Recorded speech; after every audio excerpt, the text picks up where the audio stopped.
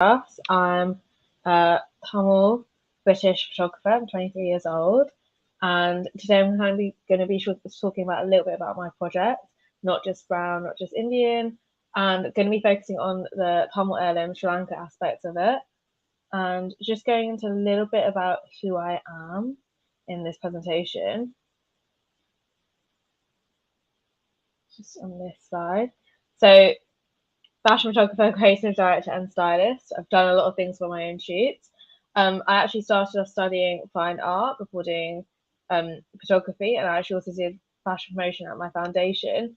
And that's kind of how I got into fashion photography, and then but decided to go and do photography at uni because I kind of just didn't want to limit myself into just doing one type of photography, and kind of wanted to make sure that I was able to explore various types of different things because I was still very new to it.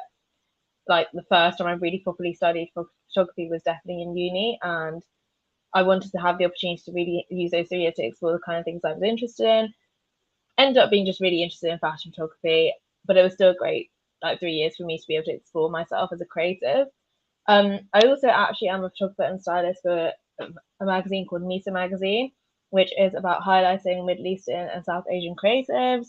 They're always looking for people to collaborate with, so if you are interested, please do get in touch. Very passionate about culture representation and identity, as you can see from my work. That's pretty much what majority of my personal projects are about, and often really focus on that, and especially of like South Asian culture or my own identity as a Tamil woman. And this is like a list of some of the amazing brands and companies that I've had the opportunity to work with in the last 2-3 years.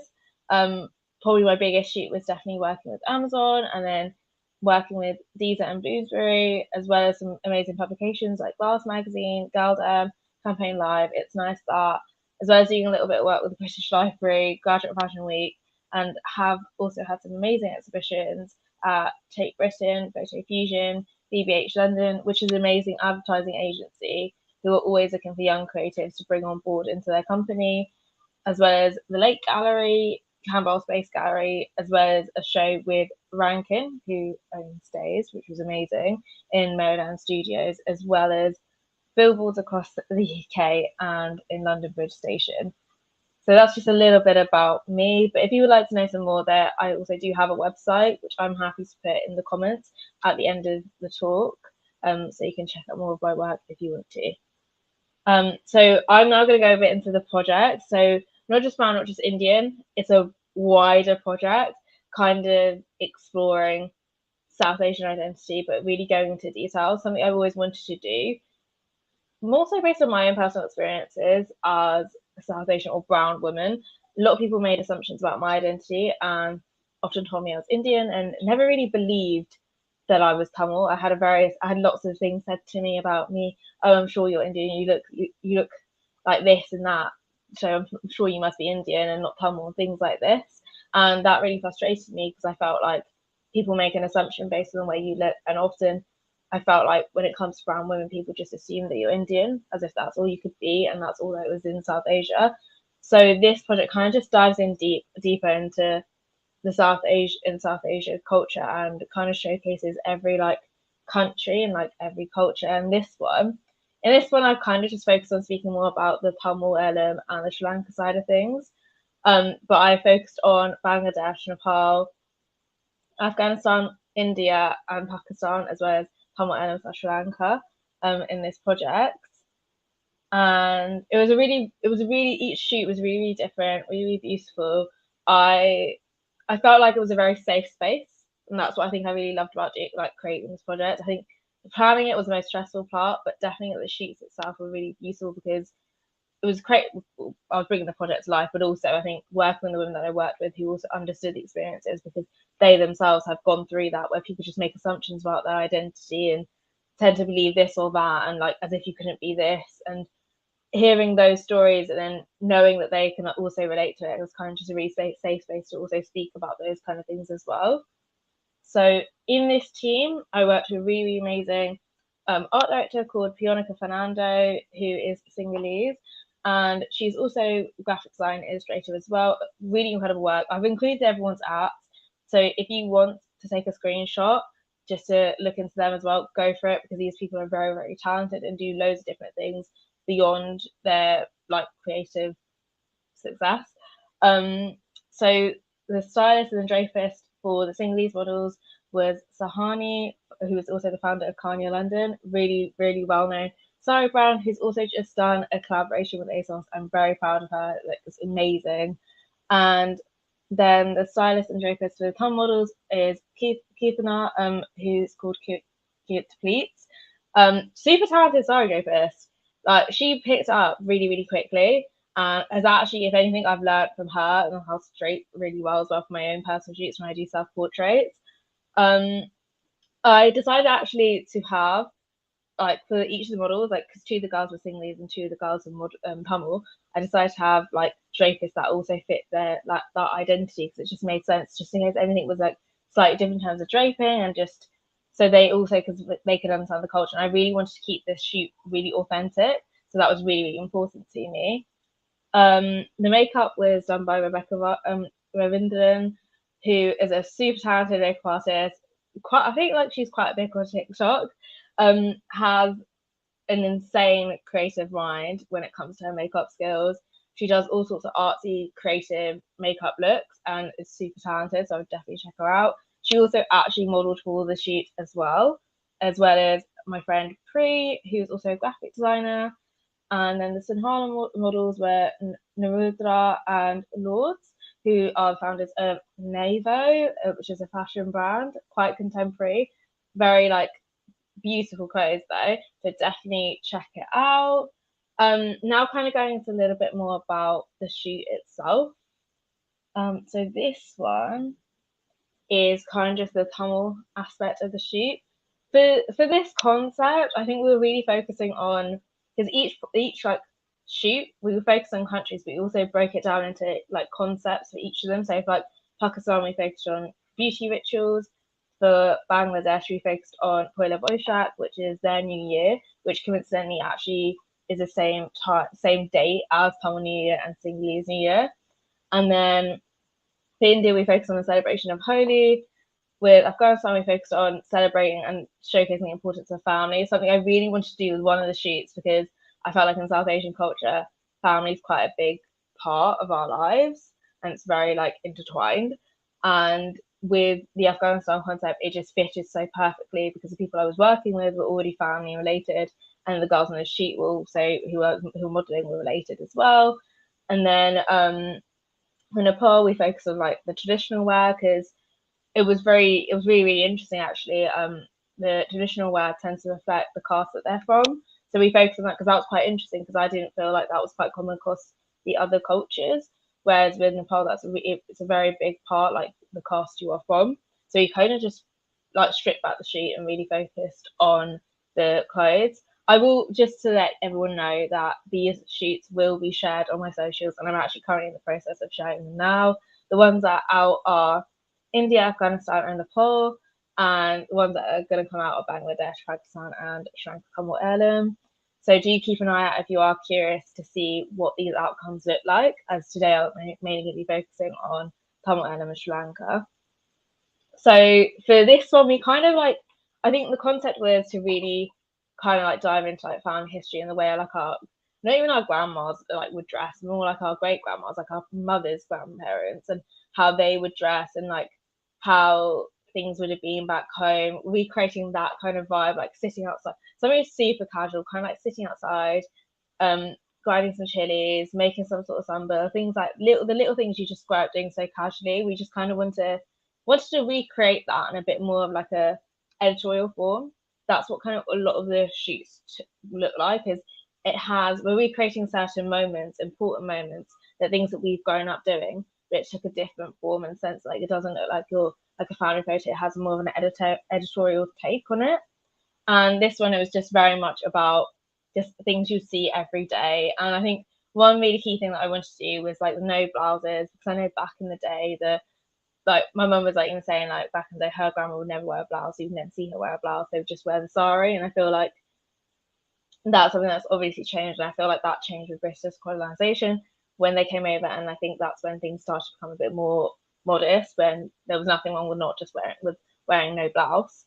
But so we kind of focused on that, and with the size, I kind of just wanted to, I don't know why, I think we chose orange because it just kind of made sense. I remember like growing up and like in our culture and like Tamil culture, as a Hindu, we do something called a Zamidavida, which is a puberty ceremony. And I remember being told that we have to wear orange, a part of like the sari that we're wearing, because it was just part of the culture. You have to wear something orange when you're actually celebrating that and having the ceremony and the religious side of things as well. And I think I was thinking about that and the importance of that one color. I think that's kind of why we wanted to include that as well. And it also, with the color scheme and everything we were thinking about, we wanted to go with something warm and vibrant, and that's kind of what we focused on. So these are the three Tamil models who modeled for the Tamil concept. And then the next concept is, it was kind of like all of them together.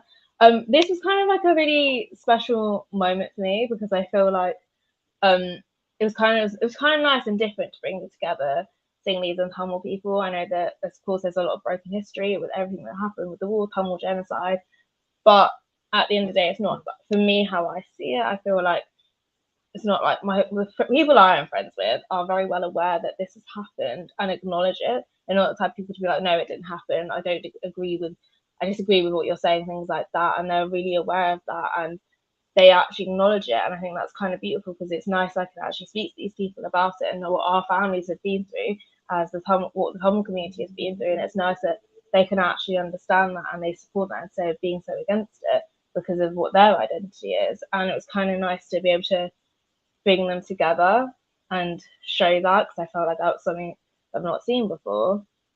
And it was nice to kind of like also reflect on like each of our like sides of the culture because the Sinhalese people, they still have like there's similar aspects. There's little things there's little things that are really, really different. Like one little thing that I noticed was they said that they don't really like the importance of gold isn't super big to them. They don't really wear much. Whereas for us, as some people, you tend to have some sort of like bracelet, chain, something that's like passed down to your family or has some sort of religious and cultural importance. So it was just little things like that that we noticed, and the way their saris look and the way they dress, all these kind of things. Like the draping was the same across the board, like that's something we had in common. But then there was like the way the saris look, the way the hair would be, little things like that, which kind of showcase the difference of both sides of the culture and like us as being just considered just all Sri Lankan being the same when it's not true. So this is kind of just all for the girls in the moment. It was a really joyful shoot. It was really, really beautiful, and that's kind of what I wanted to capture. It was a really lovely moment. The last one is focusing on the Sinhala girls who are kind of just in the moment, really, and we very much went with what we had and things that people bought and things that felt right in the moment for them to be doing that kind of reflected the things that their grandmas would be doing back home or their great grandparents and things like that to create the photos that we've created. So it was very much about this one's more about recreating nostalgic moments, definitely, and I think recreating moments from back home when it came to this concept, because the others I think were a bit more specific, whereas with this one it was just more like, I think for me, what I had in mind is that it's more like I would show my mum these kind of photos and would it remind her back home, and her being like, yeah, it does, but it's just obviously really different to the photos that she has of back home. It's more very, very much more editorial. That it was kind of nice to know that I kind of like hit some moments because it was very much like all of us like planned it together and what we wanted to shoot, and then to show like our mums and our grandmas and that kind of thing, and then for them to be like, oh, that kind of reminds them a little bit of their life and their childhood growing up. That's what was really important to me. I feel like for across a lot of these shoots, I was very much focused on like nostalgic moments. It was really important to me to bring in each person's like aspect of their childhood. It wasn't just about the culture and heritage, but it was more about your personal experiences, little things that you did, little things that you remember of part of your childhood, that things that your mum did or grandma did or great grandma did, little things like that. That's something I really wanted to emulate in all of the shoots that I did. I'm a very nostalgic and sentimental person, and like the way I work very much focuses on, like, there's many projects of mine that focus on my family histories because that's the way I work. I'm a very like empathetic, emotional soul, and I kind of reflect that in my work, and I want to do that with this project as well. And it just, for me, it just makes sense. That's just the way I work, because I know some people don't work that way as well. Um, I also did leave some time for anyone to have any questions. So if you do have any questions, please do let me know, because I currently can't see the chat. So let me know if you do have any questions. I'm very much happy to answer, whether it's about the project itself, going into more detail, or whether it's about my journey. I'm very happy to answer them.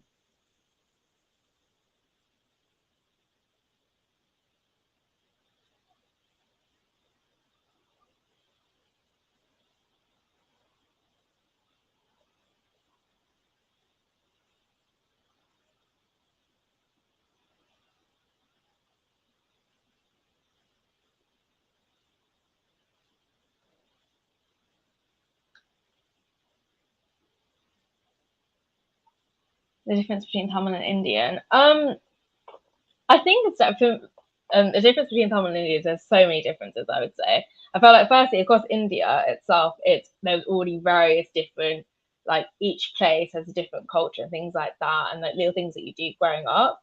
Because when I did the India shoot, I learned that there was so much history there and so much cultural differences between each place as well. Because I had friends who were like who had parents from one place, from another place, and little things that they would do were a mix of both of those cultures.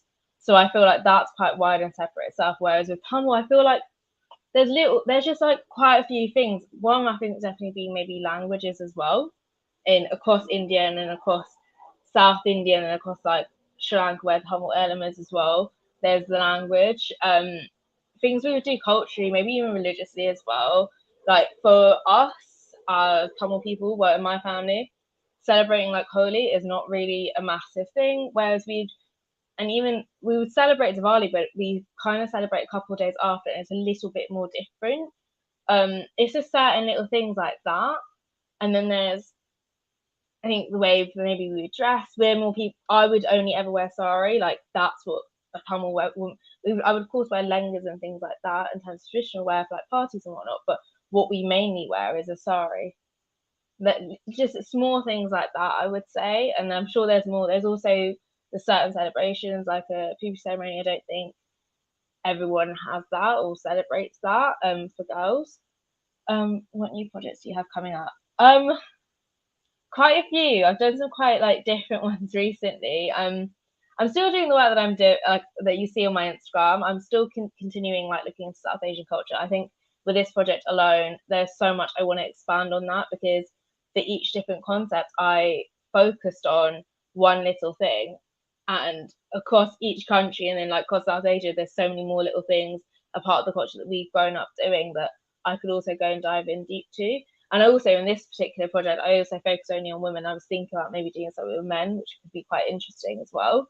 So there's a lot of things I could do with this project alone. But the other projects that I have coming up are going to be slightly a bit more different. They're a little bit more, definitely take a bit more of an editorial approach, and very like focusing more on fashion and something just a little bit different. But I'm quite proud of them, and I'll be releasing them soon. So do keep your eye out.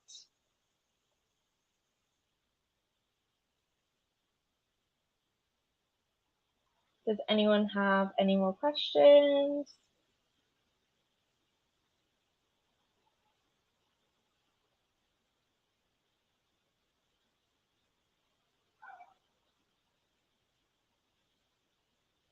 Where did I learn photography? Thank you so much.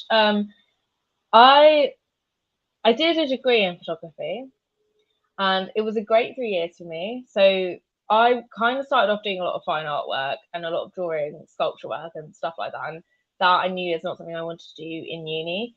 It's something that when it came to like deciding what I wanted to do uni, I felt very, very lost, and I ended up doing a foundation year, which I'd recommend to anyone. If there's anyone who wants to stick in like the education route, I'd recommend doing a foundation year to really figure out what you want to further study, because that's what I did, and that's how I realised that I wanted to do photography, and I ended up doing photography at uni, and it was a great 3 years. It gave me the 3 years to explore and discover myself as a creative. It taught me how to really build a project from the start to the end in terms of mind mapping and coming up with little ideas and brainstorming and experiments, all these kind of things. It gave me that kind of breakdown instead of just going straight into shooting after like speaking about an idea once or planning an idea just for a little bit.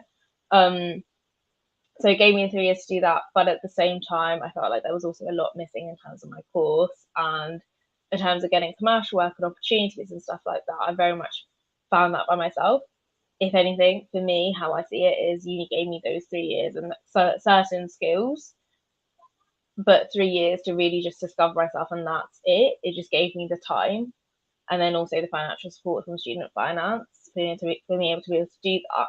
But I would say that's what we did. I wouldn't say that you would need to do a degree to do photography. I would say just if you get your hands on a camera, pick up a camera and go and shoot anything and everything that you want to shoot, because that's the only way to discover what you're interested in. Because before this, I think the work that I was doing was really different, and it was very like definitely still shooting people, but it was a mix of things, and that helped me figure out what I'm really interested in. It was definitely just working with people, and I've kind of started to really narrow that down.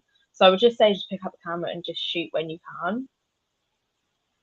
Are you still pursuing new learning with academically? No, I'm not. For me, like after I graduated in the pandemic, so my course took a turn. It wasn't what I expected it to be, and it was really different, and it was all very much from home. And I felt like I was very ready to go out into the working world and just be done with uni, because it wasn't the greatest, I think. Like, it wasn't everything I thought it'd be, but at the same time, because I was doing it in the pandemic, it didn't really fulfill everything I thought it was going to be as well, and I was told it was going to be. So for me, I just was like, yeah, I'm not going to continue studying, and I wanted to go out into the working world. And that's definitely something that I don't regret. Maybe in a couple of years' time, I might do a master's or something like that. Who knows? But knowing me, probably not. Right now is how I feel about it. But I think I was just really ready to go out into the working world, and I feel like I've learned being in certain environments, being on commercial shoots and things like that is where I've really, really learned how to really refine my skill. And it's also the little things like how to work with clients, how to handle people, the things that you need to be sending out. You don't just, some people might just think you just message a couple people and just go and shoot and figure out a time and date. There's little things that you have to plan out, like a call sheet to plan out the timings of it, when is it going to finish, when are we going to have lunch, all these little things. How much time are you going to give to that person to allocate them to get ready in makeup and then get ready in styling? It's like breaking it down. And a lot of those things though, it's kind of like the producer who does that. So I've done a lot of I picked up a lot of skills from planning my own shoots and then being on commercial shoots and how they've gone about planning out the shoot, and then using those skills for my own personal shoots has really helped, because it now means that I have all these other new skills that I can add to my CV as well. So I would definitely say like you want to be in the working environment is my perspective on where you really, really learn on how these kind of things work.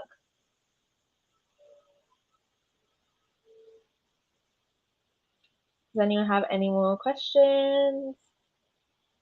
Whether it's about the project or more questions about photography.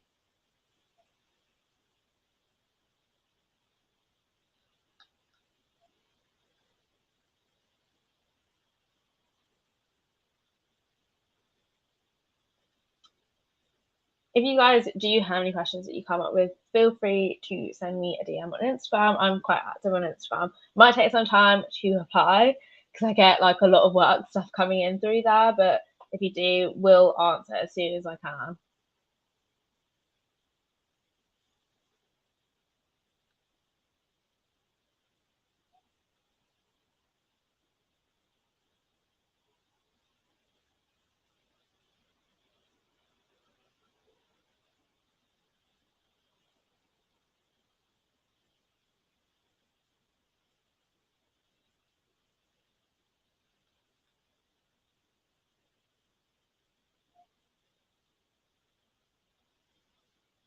It seems like no one has any other questions, but please do feel free to send me a message on socials. So thank you so much for attending, and thank you so much for listening to a little bit about my project. And please do keep an eye on my social, as that's where I'm going to be posting a lot of more of my project, because this was just like a small part of it. Across social media, my like at is at Mathushaa Photos, so MATHUX photos. So as you could probably also see on the screen, if you do want to have a look at the work and if you have any more questions you would like to send me, feel free to. Thank you so much for attending. I really appreciate it, and I hope you've learned a little something about like Tamil culture and Sinhala culture.